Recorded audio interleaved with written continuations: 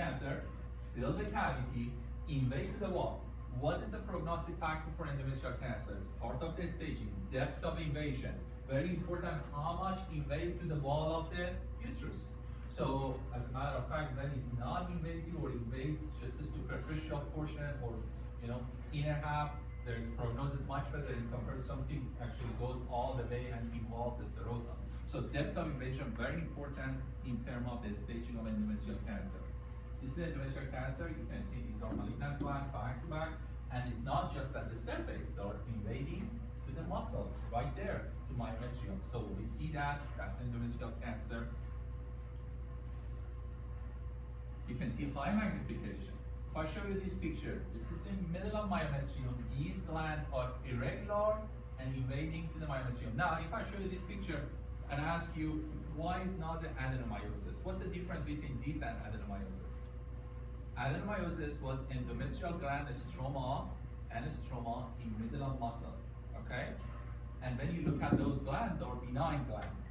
Here, these are malignant gland, infiltrative, and there is no stroma associated with that. So this is a malignant gland. You can see they're very different than each other, very pleomorphic, and there is no stroma invading to the myometrium. Endometriosis, we already talked about it. Remember chocolate cyst, remember endometriosis, about 30% associated infertility, and that's the reason for that. Dysmenorrhea, pain, and location, so you can appreciate that. There are many theories that why the endometrial gland stroma goes there. A lot sometimes it suggests that this is probably regurgitation from the fallopian tube.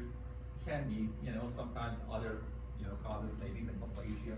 However, this is endometriosis. Now, if I show you this picture and ask you what is the complication associated with that, and definitely top complication is endometriosis, but in your answer you cannot find endometriosis. One of the answers is endometrial carcinoma.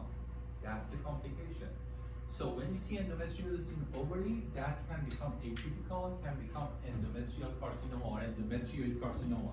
As a matter of fact, the source of endometrioid carcinoma in ovary is endometriosis.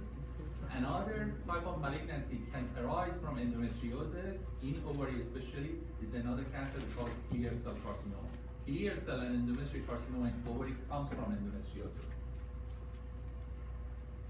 How are you going to treat endometriosis? So that's another question. Somebody asked me about the pharmacology. You need to know pharmacology treatment for leiomyoma and endometriosis. Okay? So for endometriosis, think about it. When you think about endometriosis, you can use the gonadotropin releasing hormones. You can use progesterone. You can use oral contraceptive. Okay? These are all can be used. Remember, one thing about endometriosis different than normal endometrium, they have an aromatase actually. So endometriosis outside, the endometrial gland outside the uterus, actually are different than endometrial gland in the uterus. They have aromatase, so you can use aromatase inhibitor for treating them also. For leiomyoma, you can use those gonadotropin-releasing hormone, but leiomyoma probably the best treatment is going to be surgery, myomectomy or hysterectomy. Remember, leiomyoma has an estrogen receptor. One of the problems with the leiomyoma and also fibroadenoma breast, they can enlarge in the spermatocytes during pregnancy. So both leiomyoma and fibroadenoma can become enlarged during pregnancy, and especially for leiomyoma, it's a big problem because it can produce abortion. Okay, so that's some of the more pharmacology. You guys just remember that. Now, endometriosis, if you see it at the wall of the ball, like this is the colon, this can be associated with adhesion and wall obstruction. These are endometrial gland and stroma, okay? Leiomyoma, so you're all familiar with leiomyoma. I think I had another picture for you. I already sent it, so I'm gonna send, I think it's a small group PowerPoint presentation, but I'm gonna send it again to you. So I'm gonna send all three small group presentation because as you remember, they're kind of different than CD. So this is a leiomyoma. I think I have the one that I added. Yes, okay, so it's here. So you can appreciate this is a large leiomyoma. Now, if I ask you based on the location, what's the diagnosis? You see this? This is a leiomyoma just beneath the surface. This is submucosal, okay? This is something actually you see in the survey. Some of them in the wall, they call it intramural. So the one that I said is very important in terms of the association with infertility is the one just beneath the endometrial surface. They call it submucosal leiomyoma. So be familiar with those. Yeah. And you can see endometrial cavity how distorted it is. So, no doubt, there's going to be a problem. You cannot have a normal implantation of the fertilized egg here. So remember, word type of appearance, and you can see these are smooth muscle fascicle, CP9. They're well circumscribed. You saw the previous picture. Very well circumscribed nodule. They're usually multiple. If they give you X-ray, there's going to be a multiple, okay? And especially in African American, they can see it, grow fast, and they're multiple. And when you look at it, they are kind of monotonous. These are spindle cells. These are benign tumoral smooth muscle, and no mitosis, no necrosis, no atypical. Mitosis, necrosis, and atypical are feature of leiomyosarcoma. Leiomyosarcoma does not arise from leiomyoma. That's de novo. Most of the time, leiomyosarcoma arises directly from myometrium. And they're larger tumor, very irregular, infiltrative, and mitosis, necrosis, atypical. This is a large uterus. If I show you this uterus, so you see how wall, actually, myometrial wall is thickened, but you see diffusely large. I don't see any mass or nodule like leiomyoma. This is adenomyosis. Remember how I said about adenomyosis, large uterus, usually kind of homogeneously large, globular, and then dysmenorrhea, dyspareunia, okay, abnormal bleeding.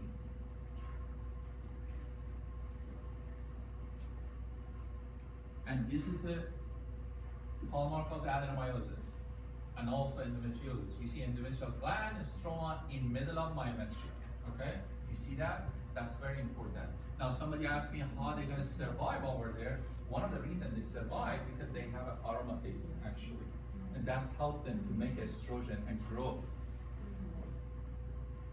So that's different, especially for endometriosis outside the uterus. Okay, now we go to the last group. Ovary. Remember, we divide them based on a type of it, based on a source. We can have an epithelial type of tumor, we can have a sexual stroma, or we can have a germ cell tumor. Epithelial tumor depends on the type of epithelium. Can be serous, that's the most common ovarian tumor. Serous carcinoma, 40% of ovarian cancer are serous carcinoma, and that's actually has worse prognosis, most aggressive one. And remember, there are mucinous, and there is endometriate or clear cells. So the one we're going to talk about in serous and mucinous. Remember, depends on if you see an invasion to the stroma, we call it carcinoma. If there is a proliferation without invasion to the stroma, we call it borderline. If there is no proliferation and just one layer of the cells, we call it benign, which is the adenoma. Okay? So the first actually example is this. So it's kind of smooth wall, translucent, there is no papillary projection. These, usually when they become borderline or become malignant, they usually have a solid papillary projection. This is a smooth, doesn't show anything. And when you look at the lining, is the one layer of the cells, columnar, and they show cilia. This is a benign serous tumor. We call it serous cyst adenoma. Okay? Sometimes they call it serous cyst adenofibroma. The reason the name always have a cyst because these tumors are cystic.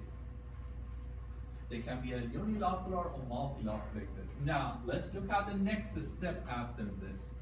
Is this? This is a kind of cystic tumor. We open it, but you look at the inside lining, actually shows all these papillary projection. So it's not like a smooth that we saw. And when we look at this papillary projection here, this is histology, and that's actually surface of the tumor. So if this is a wall here, this is actually surface, and you can see the reason they have this papillary projection because of all of these proliferation of epithelial cells in the form of papillary kind of budding, so almost like a branching tree, so you can see, and that's the reason it grows. There are all these, kind of papillary excrescence. These are papillary excrescence, and we call this borderline. And the reason we call it borderline because these are all at the surface. There is no destructive invasion to the wall. If we see same thing at the surface, but then that start invading to the wall, we call it carcinoma. Now, before I go to the carcinoma, remember the ovarian tumor, how they gonna present? They involve the peritoneal surface, come with the malignant ascites. So when you tap the ascites, see the tumor in the ascitic fluid. And these are usually papillary, they can show small bodies, which is concentric calcification. Now look at this one. When you look at this, it's still cystic, but filled with this papillary artificial. Some area actually kind of, solid. So solid with all these papillary excrescence, as you see. And when I look at the histology, I want you to look at it this way. Forget about this lower half. This is a wall, and this is surface. If I just show you walls and this upper half surface, you see this upper half surface very much look like a borderline. Borderline, we show you surface half shows the same architecture, same kind of papillary excrescence and proliferation. However, here in addition of surface, these material, this proliferation and surface now invading to the wall. These are actually the same tumor now goes to the wall. So when you see invasion to the wall, you don't call it borderline anymore, that's carcinoma. And that's the way it goes. Adenoma, borderline, proliferation, just surface, invasion to the wall, carcinoma. And that's the way you can see most of these tumors. Now there is another group of tumor that they call it high-grade serous carcinoma. And those are a little bit different. These are usually kind of low-grade, but they come from adenoma borderline. And they have a very different genetic background. These are usually associated with KRAS, BRAS. But those high-grade ones, they don't go from adenoma borderline. Those are directly come from the fimbriated end of fallopian tube. And those are the ones that associate the BRCA1, BRCA2. Now, for your exam pathology, most of the time when I show you a picture, I'm talking about this, low-grade serous carcinoma, kind of adenoma, borderline carcinoma. And those that they come directly from fimbriated end of fallopian tube, those are that usually, as I said, comes from BRCA, and those are the ones that doesn't go through this, and they are usually more aggressive and high grade. Those are associated with P53. Okay, this is what makes it carcinoma, invasion to the wall. So you can see this is a wall, this is the invasion, this plastic reaction, you can appreciate that. Okay, done with this serous. Same concept goes mucinous. Adenoma, borderline carcinoma. Now, one thing about mucinous, two things. First of all, a mucinous carcinoma is rare. When you compare it to serous, 40% of all cancer of ovary are serous, but mucinous carcinoma is kind of rare, less than 10%. And almost never, they're never bilateral. Again, this is a contrast with serous. Serous, about 70% serous carcinoma bilateral. Mucinous, less than 3% bilateral. What that means, if you see a mucinous carcinoma involve both ovaries, so mucin-producing carcinoma bilateral, most of the time probably is metastasis, it's not the primary, because primary mucinous carcinoma rare and almost never bilateral. So having been said that, so this is a mucinous tumor. Another feature of mucinous tumor is they usually are large, bulky tumor, sometimes 50-pound tumor. You see that's kind of large tumor, and you can see have a very smooth surface, and opening, again, you see multi-loculated, but the wall is kind of thin, translucent. I don't see any papillary excrescence, solid area. This is a mucinous cyst adenoma. Next step is going to be borderline. Next step is going to be carcinoma, which, as I said, carcinoma usually is rare. Most of the time, mucinous tumor are adenoma or borderline, and almost never bilateral. So the reason we call it mucinous is because of the type of epithelium. Again, one layer have a mucin in their cytoplasm, mucinous cyst adenoma. Okay. Let's talk about some of the other tumor in terms of the origin. Germ cell tumor, teratoma. Most common germ cell tumor is mature cystic teratoma. Another name for this is dermoid cyst. Remember, you can have a germline type of epithelium from all three germlines, but most common epithelium you see associated with them is a skin, and usually a skin adnexa and sebaceous gland. That's the reason they're full with the hair or sebaceous material, and that's the reason you see calcification in X-ray actually. That's the reason actually sometimes you can see other structure, remember cartilage, tooth, so you can see all.